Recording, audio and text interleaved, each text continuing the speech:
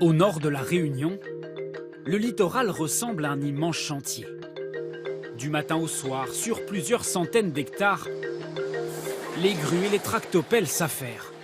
L'objectif, construire une toute nouvelle route à la place de celle qui longe actuellement l'océan. Et voici à quoi elle pourrait ressembler. 12 km, dont un viaduc de 5 km, perché à plus de 20 mètres au-dessus de la mer. La route devrait voir le jour en 2020. Son prix, 1,6 milliard d'euros, la route la plus chère du monde. Pourquoi une telle somme?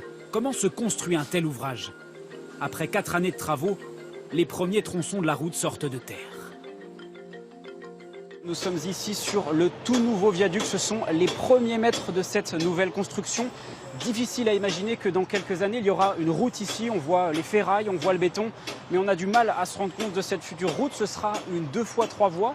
2 voies pour les voitures et 1 voie pour les bus et les transports en commun. Pour construire cette route, près de 1000 ouvriers sont mobilisés. Tout le viaduc est un jeu de construction dont toutes les briques sont réalisées ici à terre et ensuite transportées et mis en place par des moyens exceptionnels. Des moyens exceptionnels, comme cette machine qui déplace l'une des piles du viaduc, lourde de 2000 tonnes. Centimètre par centimètre. Et au bout de 3 heures, la pile est déposée dans cet immense bateau de plus de 100 mètres de long, spécialement conçu pour l'occasion. Le navire prend ensuite la mer et la pile est fixée à plus de 15 mètres de profondeur. Pourquoi se lancer dans un tel chantier? La route actuelle qui longe le littoral est particulièrement dangereuse. Au-dessus de la chaussée, d'immenses falaises retenues par des filets.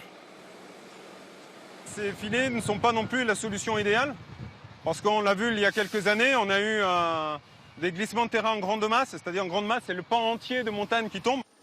En 2006, la falaise s'est effondrée. Plus de 30 000 mètres cubes de roches tombent sur la chaussée, faisant 3 morts et plusieurs blessés. Au-delà de la question des falaises, l'autre raison invoquée pour construire cette nouvelle route, ce sont les bouchons à répétition. Alors un nouvel axe pour faciliter la circulation, bonne ou mauvaise idée?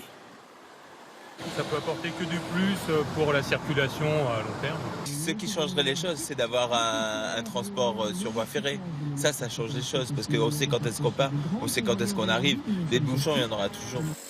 Ce nouveau viaduc ne fait pas l'unanimité sur l'île, surtout à cause de son prix, 1,6 milliard d'euros, entièrement financé par l'argent public. C'est 133 millions du kilomètre. À titre de comparaison, un kilomètre pour une autoroute en plaine coûte 5 millions d'euros. 22 millions pour un ouvrage d'art comme l'autoroute des Titans. Seul le viaduc de Millau, construction unique en son genre, a coûté plus cher, 160 millions du kilomètre. Pour cet opposant à la nouvelle route, c'est une véritable gabegie. Donc on jette un peu l'argent par la fenêtre et c'est au détriment de l'intérêt commun, de l'intérêt collectif. Ça ne va pas résoudre le problème de l'automobile. Au contraire, s'il y aura un afflux d'automobiles, chaque fois qu'on crée une infrastructure routière, il y a un afflux d'automobiles. Mais pour ces promoteurs, l'investissement vaut la peine, rien que pour les emplois créés. Selon les chiffres de la région, à l'initiative du projet, cela représente 3000 emplois directs et indirects. Tout ce qui est les ferraillages, tout ce qui est les coffrages, des scaphandriers aussi, puisque une vingtaine de jeunes réunionnais ont été formés pour être scaphandriers. Plusieurs recours ont été déposés pour mettre fin à la construction de la nouvelle route du littoral. Mais jusque-là, aucun n'a abouti.